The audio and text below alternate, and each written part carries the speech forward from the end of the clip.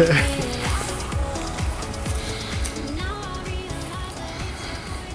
Thanks again, once again. Let's try it again. Thanks once again, ladies and gentlemen, for joining us for another episode of Wrestling Ramble. My name is Michael. He is E. And we are here to tell you once again what happened last week in wrestling. We're not going to waste your time. We're going to get straight into the business. Should we? I think we should talk about Vince McMahon's product first and foremost, shouldn't we? Yeah, I think so. What stood out for you most this past week? This past week, I mean, there's a lot of things to talk about with Payback, namely the screw job. It was like they built up to that pay-per-view just to kind of like have a joke about the screw job and kind of like have a nod to it, and now they're gonna build up for another month to a real match. I thought it was completely stupid.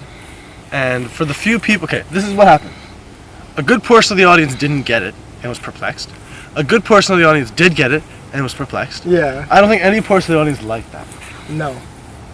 Even the people who didn't get it didn't like it. The people who did get it didn't really like it either. So I think we can unequivocally call this failed angle. Yeah, I think so. And it was especially disappointing too after, we already had one match that, we didn't really see anything coming.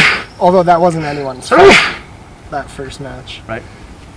Get well soon, Enzo Amore. I know. But, yeah, it was just disappointing to have, another match just be kind of a blow-off.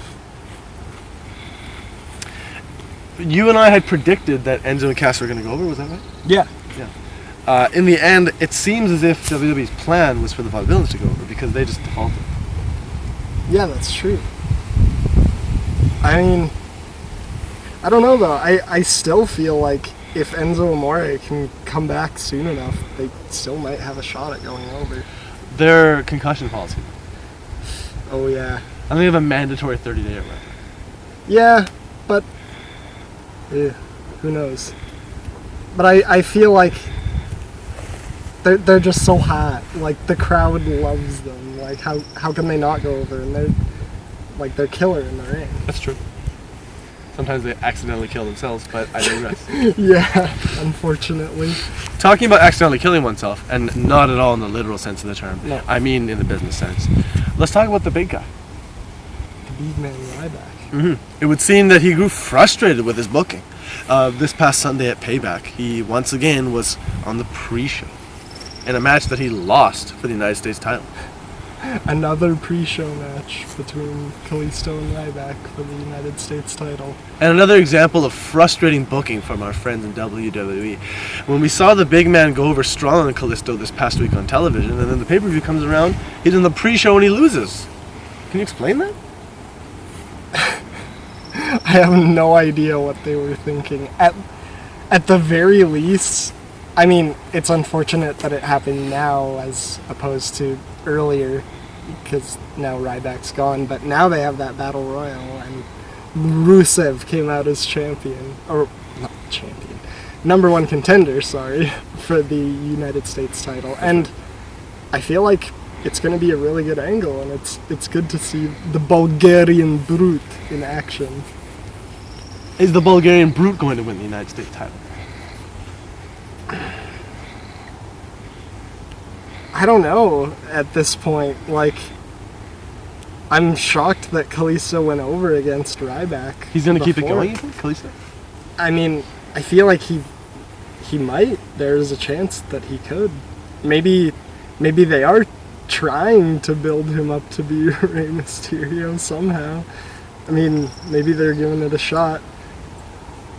But who knows? Only Vince does. Tell you what I do know. It seems that last week when we... that was an episode released earlier today. Sorry, folks. Last week we had implored our old pal Titus O'Neil to take Vince McMahon aside, and it seems it took effect somehow, some way, because the big dog was back on television. Yeah. And I mean, even if he didn't really... Well, I mean, I was gonna say he didn't really perform the greatest, but I mean that in he got eliminated early, not that he was a bad worker in the ring or anything. But he still was in a shot for the U.S. title, and that's something. It's something. Yeah, so good for the big man. That's right. The big dogs. We're talking about WWE's true big dog, the guy. Big guy Roman Reigns. Let's talk a little bit about his match from Payback. If you could describe the match from Payback in one word, what word would you use? Wait for it. Wait for it. Phenomenal. Oh my goodness! Will you stop? In all seriousness, though, like, it did make Roman Reigns look really good. It was one of Roman Reigns' best matches, I feel like. If not his absolute best match, to be completely honest. And AJ Styles, a killer as always. None of his moves look like fake wrestling. No. They look like real hard-hitting stuff. When he put Roman through the table with that forearm, Oh my god. and it looked extremely legitimate. Almost hit the Styles Clash. I think that was what he needed. That was all he needed. Didn't lock it in. No. But he will. Yeah. Just gotta watch out for that dive hug, too. It's a killer. Talking about taking moves, last night on Raw, the follow-up to the match from Payback, it was the WWE World Heavyweight Champion Roman Reigns, who retained his title at the pay-per-view, in a 6-man tag with his cousin against AJ Styles. Club. Too sweet. And the result was a 2-sweet match. Yes. One of the best we've seen Roman and the Usos participate in quite some time. Oh yeah, for sure. The Bullet Club are magic in the league so far. It's good to see the Usos, doing something else now. It was quite a while they were in the feud with the Dudleys, and that was, I feel like it was lukewarm at best. I agree wholeheartedly. With the tables, no tables thing, it wasn't going anywhere. But I'll tell you what does seem pretty hot is putting the Dudleys with the Vaudevillains. Yes, definitely. I liked what they did with the commentary, kind of saying that it was like the old versus the new. I thought that was kind of a good angle. And accurate. Yeah. I'm getting slain by allergies right now, so it's just about time we wrapped it up, to be perfectly honest, folks. You're taking a Styles Clash. Right to the sinuses. And I'm selling it. Speaking of selling, let's just go ahead and talk about Lucha Underground this past week. Because NXT was, yes, indeed. NXT was a frustrating mixed bag of fun introductions and kind of silly throwaway match, unfortunately. Yeah. Take the viewers through Lucha for this match. While this plane flies over. Well, what was the first match again? Can't quite remember off the top of my head. This past week on Lucha Underground, we saw the cage match. Cage in a cage. Oh my god, yes. So we saw Johnny Mundo and our hometown hero, Taya Valkyrie. Yep. Well, I mean, she wasn't technically in the match, but I mean... She got involved. Yeah. A lot. Yeah. So she was pretty much in the match. Against the Machine Cage. Who looked like a true unstoppable machine, putting the brakes on both Johnny and Taya. Fairly convincing. Yeah, just left them both flat in the ring at the end. Victoria's Finest throwing in all manner of weapons, but none of them were strong enough or hit with enough precision to stop the machine called Cage, who went over in strong and convincing fashion over Johnny. He climbed the ladder and grabbed the medallion. That he did. And alongside him on the night, we saw the main event, which was a sort of surprise trios match. Yeah, it was a four-way. I'm not even sure technically how to say the match, but like it was a four-way trios match basically between the team of Rey Mysterio, Prince Puma, and El Dragon Azteca Jr.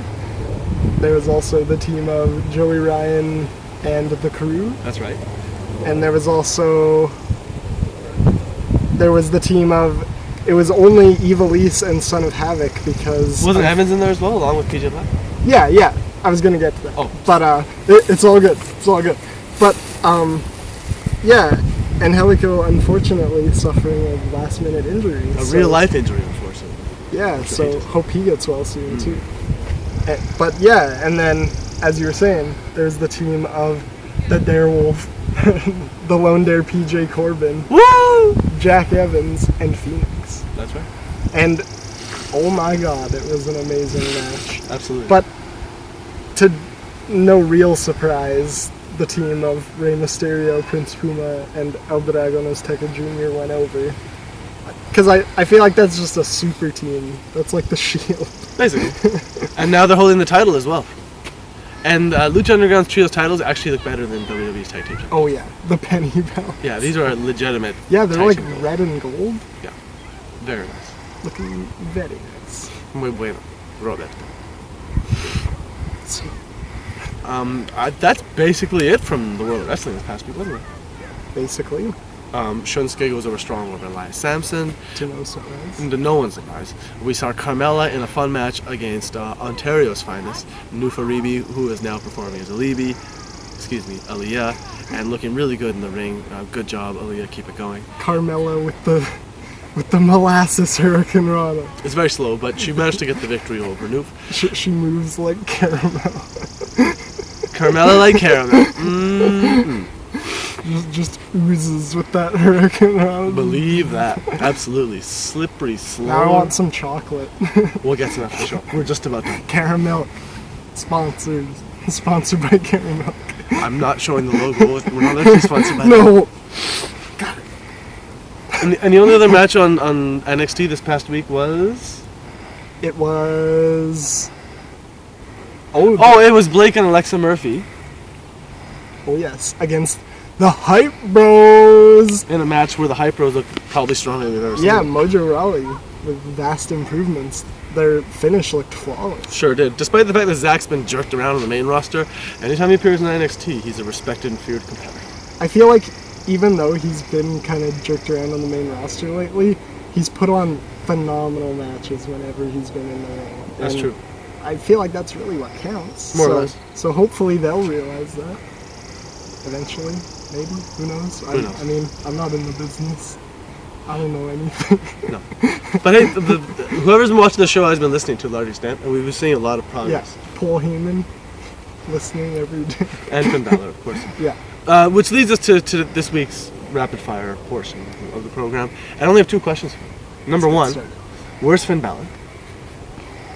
On vacation? When will we see him? This is a two-part question.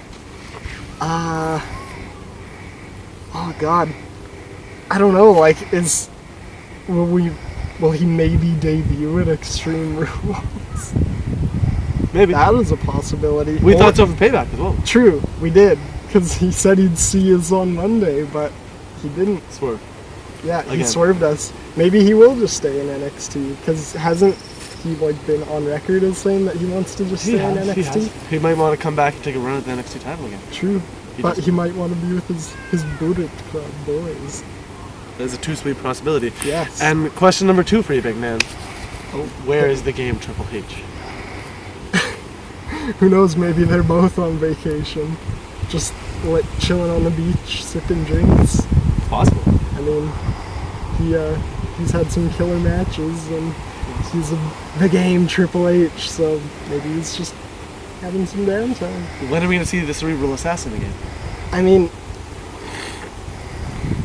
at this point, I don't know if it's necessarily, I don't know if it's necessary to really have him around at this point. I mean, I don't know if you feel differently, but I feel like there's quite a bit of talent in the runs for the titles, so Agreed. I feel like it's good that he's taking time off to some extent, but he could come back at any time. He's the boss. Yeah. And I think a surprise return of the game at any point would be like, oh my god. You're right. Because you know when that music hits that somebody gonna get their ass kicked. Water will be spat. Lemmy will be played. And somebody's face is gonna go into the mat. For the 1-2 for me. Yeah. And we're about to pin and get a victory over this week's episode. Any parting thought, Big Man?